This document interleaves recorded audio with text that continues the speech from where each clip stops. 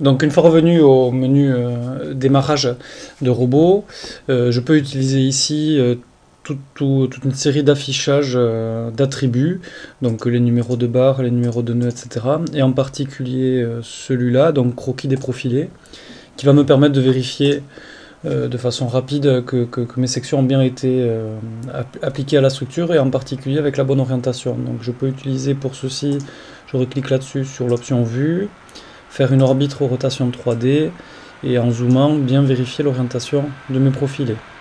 Et je reclique sur cette projection pour revenir à l'écran du départ. Si jamais je ne suis pas satisfait par la section de mes barres ou par l'orientation des profilés, j'ai toujours moyen de revenir dans le menu section matériaux ou une fois de plus de faire appel à l'affichage des tableaux barres qui est resté ici affiché et dans lequel je peux régler ici les angles d'orientation en jouant sur la colonne du gamma. Si je retourne à présent dans le menu ici déroulant, je suis à présent donc sur les appuis.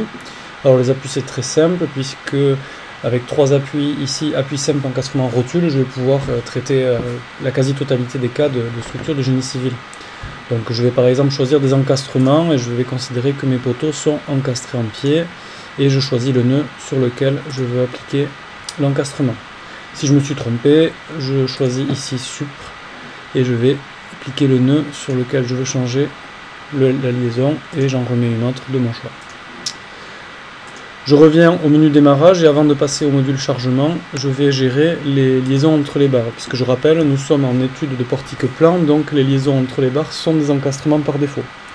Or, par exemple, ici, le sujet stipule qu'au niveau des rênes portiques, on trouve une articulation, qui dans ce cas donc est une articulation interne à la structure. Donc il va falloir que je gère l'articulation entre la barre 1 et la barre 2, et de la même façon entre la barre 3 et la barre 4.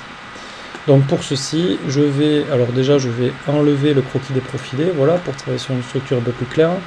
Je vais dans structure, relâchement. Relâchement, il faut le comprendre comme étant une articulation interne. Donc un relâchement s'applique à une barre, puisqu'on va gérer en même temps le relâchement du nœud de départ et du nœud d'arrivée d'une barre.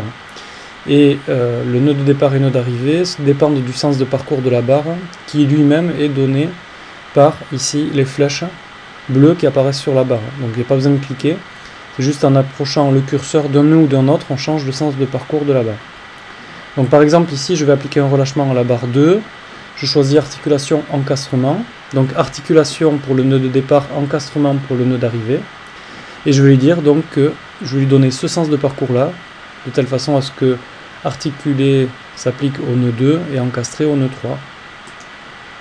Et là j'ai un petit symbole qui s'est rajouté qui est un relâchement. Et je fais la même chose pour la barre 3 en mettant ce sens de parcours là. Si je me suis trompé, de la même façon que pour les appuis, je choisis supprimer et je pointe une barre. Donc je ferme, je reviens au menu de démarrage.